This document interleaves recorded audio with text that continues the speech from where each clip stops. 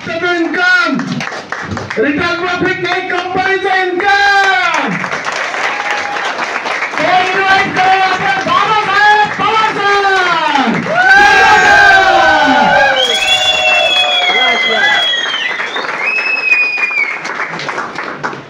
मित्रांनो काय वाटतं बस खरं सांगा, 60,000 रुपये जर हप्त्याचं इन्कम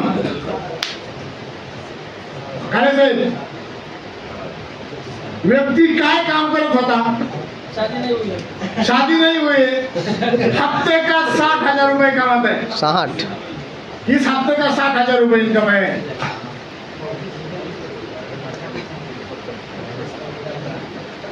एकदम शादी नाही. बघितलं ना तुम्ही काही हल्ला गुल्ला शिवाय राहील काही असे बरेचसे लोक आहे. रिटेल प्रॉपर्टी त्यांना विचारूच नका मित्रांनो. गाडीसाठी डाऊन पेमेंट पाहिजे तर 2 लाख रुपये. एका महिन्यामध्ये गाडी घ्यायची होती. 14 दिवसामध्ये 1,80,000 रुपये तयार झाले रिटेल प्रॉफिटची. आणि 14 दिवस पुन्हा सर 14 दिवस झाले 1,80,000 रुपये तयार झाले. गाडी घेतोय म्हणलं ओके. लक्षात घ्या मित्रांनो, ही ताकद आहे. तर आपण त्याला जाणून घेऊया कमी शब्दामध्ये ते काय करत होते.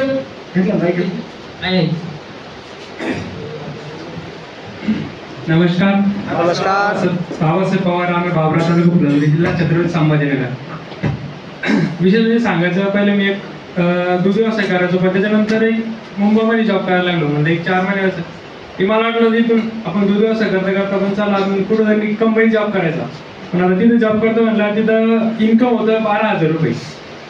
तिथं खर्च व्हायचा 7-8,000 रुपये. म्हणजे तिथे जायची होती ना गाडी 2 व्हीलरचा हप्ता भरायचा तर घरून पैसा घ्यायला लागेल. म्हणजे दुधाचा जेव्हा इन्कम राहायचा तो त्यातून हप्त्यावर टाकायचा गाडीचा. आणि पैसा डोळ्यात नव्हता आणि इन्कम होत नव्हता. मी ठरवलं की म्हणलं आपण आपला दूध व्यवसाय करतो, आपण त्याच्यातच मोठे स्वप्न बघू शकतो, त्या करू शकतो. मग असं करता करता म्हटलं एक मेच्या एंडिंगला आपण मुंबईमधलं काम स्टॉप करायचं आणि आपलं दूध व्यवसायाकडे वळून जायचं. पण त्या मे मध्येच जेव्हा काकडे सरांकडे माझा डेली जायचं, चेक करायचं. म्हणजे त्यांच्याकडे मुंबईचं मशीन दिलं होतं ते कांदा कटिंगचं. मग जायला राहायचं. मग तिथं काकडे सरांनी मला अगोदर रिझल्ट वगैरे बघितले आपल्या पिशोर भागामध्ये. नंतर काकडे सरांनी मला सांगितलं.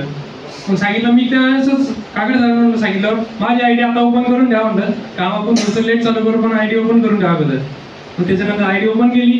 तिथून एक दिवस म्हटलं ग्रीन ती काकडे सरांनी ग्रीन करायसाठी आपल्याला 1,000ची परचेस करायला लागेल ठेवतो. म्हणलं चला आपण आता कुठं तरी हे करू म्हणलं, आपण रिझल्ट वगैरे घ्यायचे म्हणलं आपलं करायला लागणार परचेस तेवढी. मग मी नेलं मामाच्या शेतावर नेलं. म्हणजे त्या नर्सरी म्हणलं रिझल्ट आला नाही आला हे काही बोलला नाही आपल्याला विषय. म्हणजे तिकडे करायचं. मग गेलं तिथं गेलो आम्ही. डेमो वगैरे दाखवलं, डेमॉन्स्ट्रेशन केलं. रमेश सरांनी माहिती वगैरे सांगितली. तिथं प्रोडक्ट दिले फक्त 1,000 रुपयाचे काही प्रोडक्ट दिले. असे 850 रुपयाचे प्रोडक्ट दिले. ते प्रोडक्ट दिले आणि त्याच्यानंतर 4-5 दिवस मी पण कॉल नाही घालला. म्हणजे त्याचा पुढून कॉल म्हणलं रिझल्ट आला की नाही आला. त्याच्यानंतर रिझल्ट आला त्यांनी सांगितलं इतकं जबरदस्त रिझल्ट आला. नंतर रिपर्चेस केलं त्याने पुन्हा रिपर्चेस केली. मग कुठेतरी ऊर्जा निर्माण झाली. म्हणजे यार नाही आपण यांना काहीतरी सुरुवात त्याच्यात करिअर बनवू शकतो. मग करिअर बनवू शकतो म्हणलं. मग मी काय करायचो 8 दिवस म्हणजे रविवारची जी सुट्टी राहायची, रविवारी कोणी कॉलिंग वगैरे राहायची नाही. मग रविवारी आपण स्वतः प्रश्न लिहायचो. मग मी काकडे शेतकऱ्यांचे कॉन्टॅक्ट वगैरे काढून ठेवायचो. काकडे सर रविवारी बोलायचो म्हणून चला आपण जाऊन यायचो. मग असं करता करता रिटेल प्रॉफिट मला कमीत कमी रमेश सरांनी सांगितलं तुमचं जेवढं पेमेंट आहे त्याच्यापेक्षा जास्त रिटेल प्रॉफिट निघला त्याची मुंबई सोडून द्यायची एका दिवसाचं. मग मी ते सुरुवात केली. म्हणलं स्टार्टअप अशी होती की पहिल्या दिवशी आम्हाला 3-3.5 रुपये रिटेल प्रॉफिट झाला. म्हटलं यार नाही आपण याला हळूहळू थोडंसं हे करा. आणि असं करता करता एक 15 दिवसानंतर मी मुंबई स्टॉप करून दिली आणि फुल प्रोव्हिजनमध्ये उतरलं. प्रोव्हिजनमध्ये उतरल्यानंतर पर डेचं इन्कम नुसतं रिटेल प्रॉफिट 15,000 की 17,000 की 18,000 कमवलं. मग तिथून एक सुरुवात झाली. सुरुवात करल्यानंतर मग असं वाटलं आपण 2 व्हीलर फिरतोय, आपल्याला कुठं तरी मोठं 4 व्हीलर दिसायचं जायचं. आता आपण कधी फिरणार, पहिल्यापासून स्वप्न पाहायचं तर मग म्हटलं आपलं 4 व्हीलर घ्यायची. पण आता पैसे पण नाहीये. मग काय करायला लागणार आपल्याला. फुल प्रोव्हिजन आमच्याला गेल्यानंतर म्हणलं आता कुठं चालू झाल्यानंतर काम ज्यावेळेस म्हणलं आपल्याला 4 व्हीलर घ्यायचं 2 व्हीलर पहिला आपण हे करत कमीत कमी 1 महिनाभर 2 व्हीलर प्रोडक्ट विकले. कमीत कमी रोज जरा 30 कधी 20,000 सेल व्हायचा, कधी 25,000 व्हायचा. तर तेवढ्या 2 व्हीलर विकल्यानंतर मी विचार केला आपण कधी गाडी घेतली आपला अजून सेल पण वाढू शकतो. गाडीला व्यस्तच आम्ही मटेरियल गेलो संभाजीनगरला. मटेरियल गेलो तिथं रमेश सर म्हटलं एक गाडी म्हणे S क्रॉस फक्त तुम्ही नापसंत करून दाखवा म्हणतात काय चीज आहे. हा चालेल. एक नवरी म्हणते तर तुम्ही नापसंत करून दाखवा म्हणलं असं काय तिच्यामध्ये असेल नापसंत करायसारखं. ज्यावेळेस बघितली त्यावेळेस आम्ही तर नापसंत नाही केली, मला पसंत पडली म्हणलं गाडी एकदम गाडी गाडी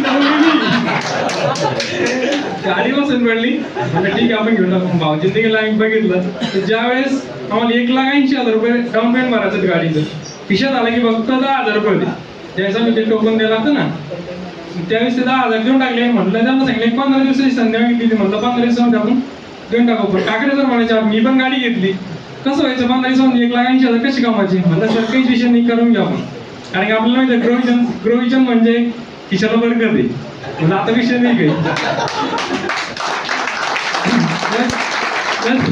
गाडी घेतली 12 ते 13 दिवसामध्ये आम्ही 1,80,000 रुपये त्याला लिहून दिले होते गाडीवाल्याला.